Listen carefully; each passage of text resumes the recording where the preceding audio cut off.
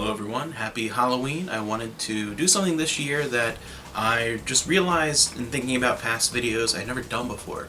I wanted to go through some of my favorite Halloween movies, and it gave me a chance to, over the past few weeks, watch a bunch of Halloween movies, a bunch of horror movies of all different forms, ones I hadn't seen in years, and a few that were left on my shelf I still hadn't had a chance to watch. It was a great opportunity to do that.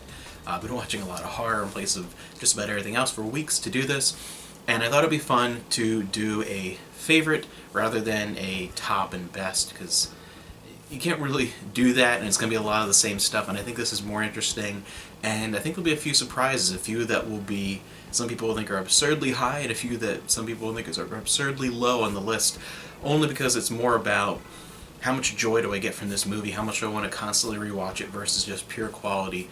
And I think I have a good variety. The other thing that was a little hard to kind of wrap my head around in placing all these in order was there are certain movies that will be on a lot of favorite horror lists that aren't on mine, not because they aren't favorite movies of mine, but more because I would put them on another list. If I broke my favorite movies into categories, something like Alien or John Carpenter's The Thing would be really high on my sci-fi movie list, so you're not going to find them on here just because I feel like I would put them, they make more sense to me on that list rather than this one. So it depends more of like what do you define as a horror movie. Some thrillers too, I think, might make it on some people's horror lists and not on others. So yeah, based on what I consider horror, here are my favorite horror movies. I'm going to put this into a couple parts so it's not super long. Longest one will be the first one up here. Starting with number 35. I'm going to do a top 35. Why I pick 35? I just felt like it. I don't know. There's probably like 50, 60 movies that I was considering here. A bunch that didn't quite make it, and a bunch that just snuck in there. So top 35, starting with number 35 here.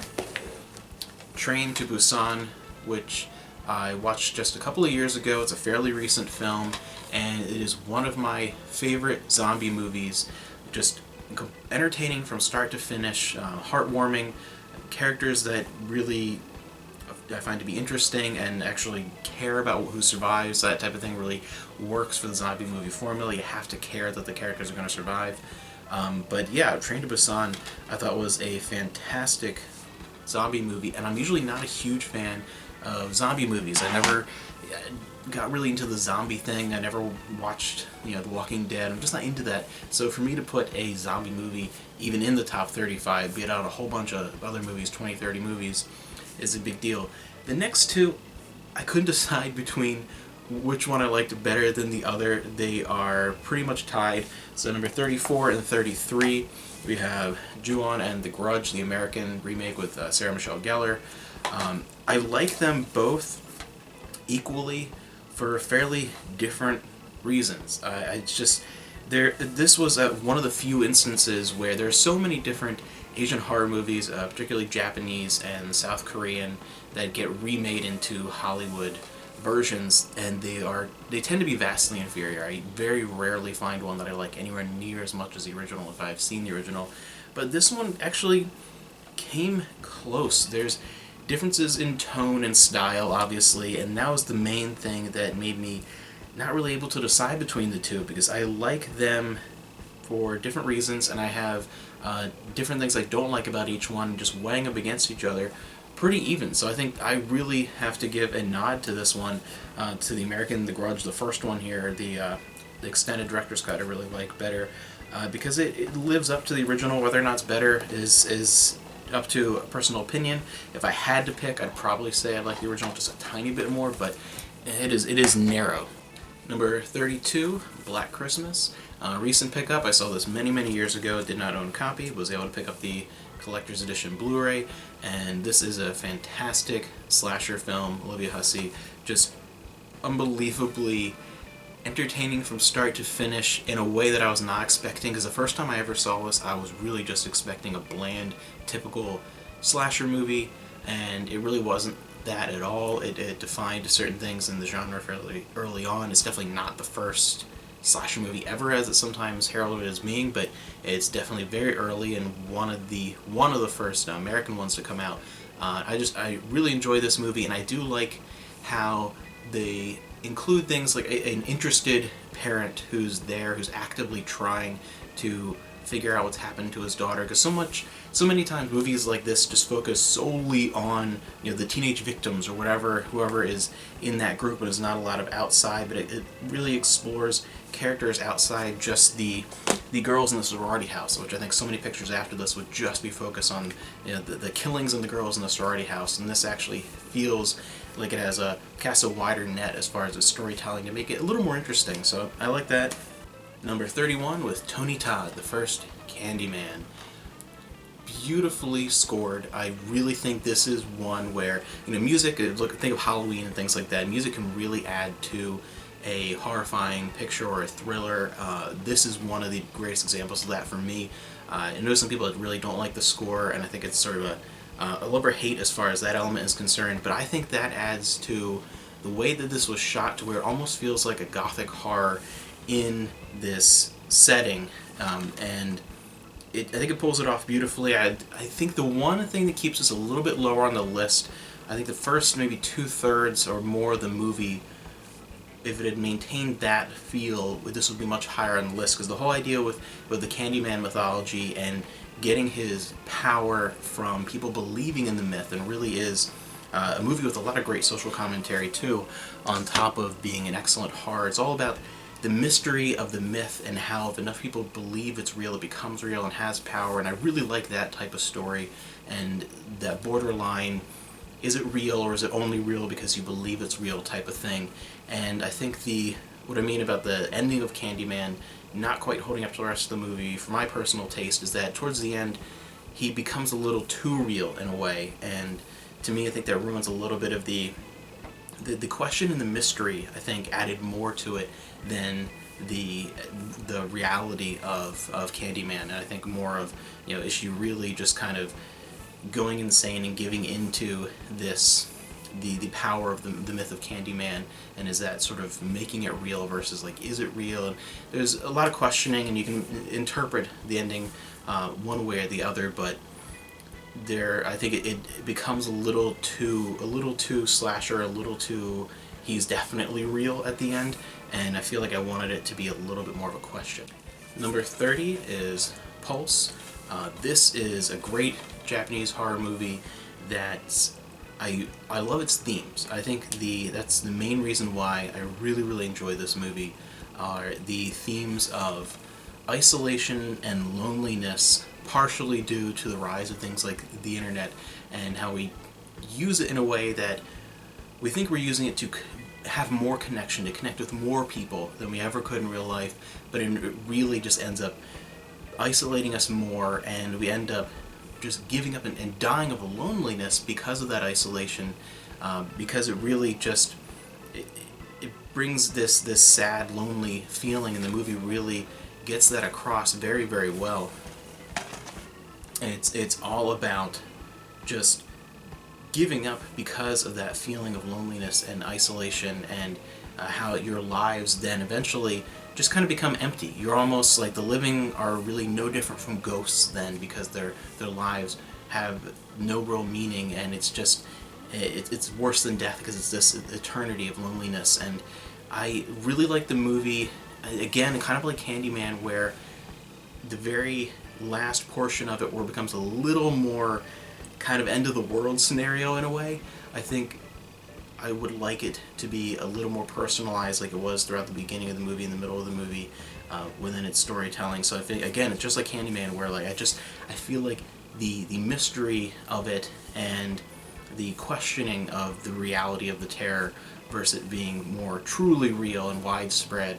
I think the mystery element I like best with that type of movie.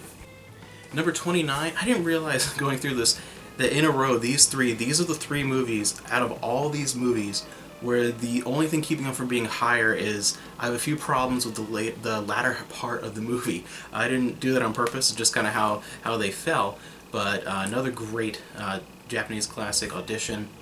This is another one where the latter portions of the movie are fantastic. I'm not saying that they're bad in any way, it just took a direction that wasn't to my personal liking, which is why this is a favorites list rather than a best list. But Audition I found to be utterly engrossing with its portrayal of the characters through the majority of the movie.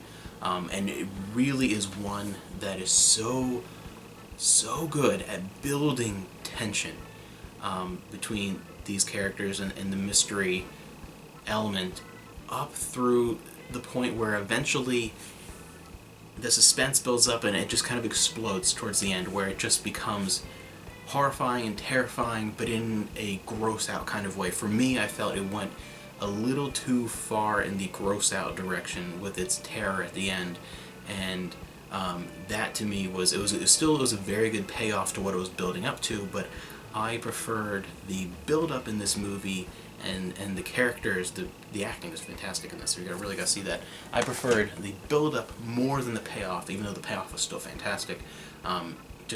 But yeah, the first maybe 80% of that movie I find to be incredible to witness, and really you start to get a real emotional connection to the characters, which is so important in a movie that has that long build up and then the big payoff, to really feel almost anxious waiting for the movie to really get its ball rolling and really get to that more violent ending that you know is coming.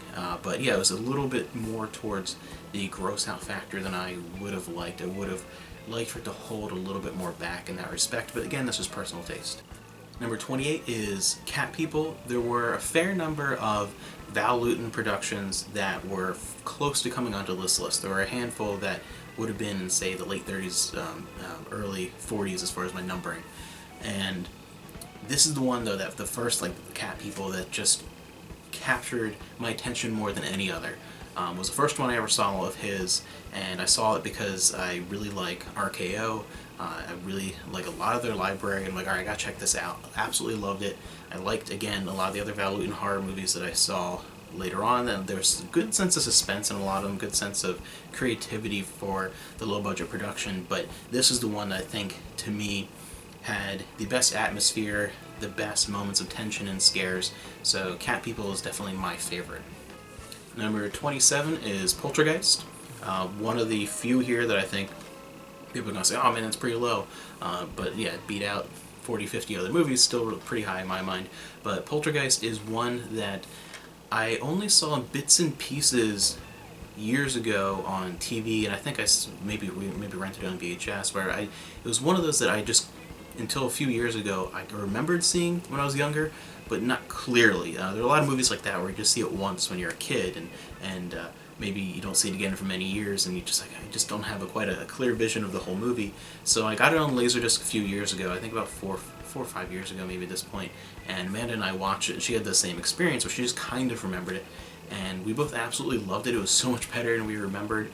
Just a fantastic classic, one that I don't really need sequels to. That's something that I think a lot of horror movies have this common element for me, where they spawn many sequels, sometimes giant franchises, and I usually only really like the original as far as a favorite, and then it's kind of pick and choose many of the others where they're entertaining, but I just don't like it. Like Halloween is another one, Nightmare on Elm Street, the Friday the 13th, a lot of those big franchise ones. It's really just the first one that captured my attention, and that's another one here, Poltergeist, not as much of a franchise as those, but that first one really was the best for me, not just in direction and storytelling, but as far as just my sheer enjoyment. The next two I want to kind of talk about together. They're pretty even, like Joan and The Grudge, Ringu and The Ring. Those would be my number 25 and 26. So the Ring, it was almost more what was happening with this movie than the movie itself. I do really like the movie itself. Again, I love the mystery element in a lot of horror movies, and the sort of ghostly element and more ethereal, otherworldly element to the horror, rather than a straight, Jason chasing you down, or like some kind of killer chasing you down with a machete or a chainsaw or something. I like more when something's a little more mysterious, a little more ghost story, those types of elements, and some sort of mystery to be solved. I always enjoy that. And both the original, Japanese version, I do want to see there was a TV version before the theatrical movie in Japanese. I know there's a Laserdisc release. I don't know if that was ever included in any release over here in the US, but I do want to see that sometime. The original theatrical movie, Japanese one, and this was a really good adaptation. I like the Japanese one better, but this was the one I saw first. And I remember when this came out, again, it was not necessarily just the movie, which I enjoyed, but I think I hold it in higher regards because of what was going on around with the movie, to where that was just one of those kind of water cooler movies. Everyone was seeing it, everyone was talking about it, more so in my town in high school and the people I interacted with when it came out on DVD and VHS, and more people I think had it on VHS overall than when it was in theaters. When it came out on home video, that's when it just kind of exploded as far as the people that I knew, and everyone was watching it. People that didn't have it were borrowing it from friends. It was just, like, if you didn't see it, you weren't part of the conversation for this short period of time. It was something even, it wasn't just the teens, the parents were watching it, and like just everyone was watching The Ring, and it was this huge thing. And just that experience, and experiencing it so many people, and just being in a room full of friends and family and watching this movie, and it felt more terrifying than it was, even because not everyone's scared by the same things or has the same tolerance and different reaction. If you have a room full of people, especially of close friends and family, and everyone's reacting and overreacting, and it was really the experience of when The Ring came out that really makes it one of my favorite horror movies. And of course the original Japanese movie that I've seen Ringo 2 and 0, and none of them really were as interesting to me as the original one, and then the first American one. I did like that a little bit better, but yeah, the experience of The Ring was really what sold it to me, and makes it still a favorite to this day. Number 24, I have found to be a very much love it or hate it movie. People either rave about this movie or think it's a piece of trash and they hate it, and I think that is a great example of what, as this list goes on and gets higher and higher into my favorites, is going to separate a lot of people, whether or not they like this video or give it a thumbs down. Because there are several different types of horror fans. I think ones that are much more into, I want to say not just quality, but I say a little more highbrow horror fans, I'd say. Then there are also the B-movie bloody slasher horror fans, who are more into the terrible VHS Schlockmeister videos, and then people that are more into just the sort of artsy horror, and then there are those who are really into horror comedy. And I think a lot of people will like a variation of all those, and myself am one of those, but your degree of enjoyment in those three kind of types of horror movie, I think, will determine whether or not you like a movie like this. Because to me, and my wife and I are the same way, where we both love horror comedy. It's not everyone's cup of tea, not everyone enjoys that mix. They either want just straight horror or straight comedy, and the mix seems off-putting to them. And to me, I love horror comedy, and you're going to see a lot of horror comedy. I'm telling you right now that a lot of horror comedy is really high on my list. One that I absolutely adore is Wes Craven's The People Under the Stairs. Love it or hate it movie. I know people that just, again, hate it. Other people that are just like, this is one of the best movies ever. Amanda and I both really, really like this movie. This is one of her favorites as well. It'll probably be even higher on her list, I'm betting. This is, again, one that we had not seen until I got on Laserdisc. We both watched it, and we had such a good time. We really enjoyed the characters. We actually did a Laserdisc review of it after we watched it for the first time on my channel a couple of years ago. And so much that we now own it. We had on Laserdisc, we bought it on DVD, bought it on Blu-ray. We both just have such a blast with that movie because it is such a great fusion of horror and comedy, and that is probably overall my favorite form of horror. I just find so much entertainment in that rather than just the straight thrills and scares. I like when there's a little bit of a terrifying element into a film with a great macabre sense of humor. Number 23. The only one on this franchise on this list, because this one I like heads and tails above all the rest, the original A Nightmare on Elm Street. Definitely a fantastic movie. My favorite Wes Craven movie is the highest one on here. There were a few other earlier ones of his that came kind of close, but this is definitely to be on the list, but this is my favorite of his. And I absolutely love this movie. Great 80s horror classic. Can't go wrong with that. Almost done with this video here before we move on. We have two left. Number 22, which is Kwaidan, which is a fantastic Japanese horror movie that takes the element of multiple stories and myth and really presents it in a visually astounding way. There's such a great artistry to the visuals in this that it's one of those movies where the visuals alone will make it a great experience, but then you get into all the other elements of the film and it's just a fantastic, a timeless classic. I really think one that you should, if you've never seen it, you have to check out. And right above that, it was kind of close between these two, but one of the ultimate horror classics that if this was a list of best horror movies rather than favorites, this would probably be a good 10 spots higher, if not more. But The Exorcist, I have a couple different copies of this. This one's the Blu-ray, the extended director's cut version. A couple different versions of this too. I have an old VHS, even the original, the theatrical cut. A fantastic film. One of the first films that comes to my mind when someone says the word horror, and probably the first one that comes to my mind when someone talks about horror that's less about the jump scares and the gore and more about the atmosphere and the storytelling, because it's filmed in such a way that it almost has this quasi-documentary feel in a way. Really just has more of this, you feel more like you're observing what's happening, and it's really a lot more about the characters than the supernatural element. Well, those are the elements that people are going to remember the most, I think, a lot of those scenes with the actual exorcism and a lot of those terrifying moments, but I think the reasons why those moments have that lasting appeal is not just them themselves, but the poignancy of the storytelling throughout the whole movie really get involved into the idea, even outside of the horror elements and the religious elements, the idea of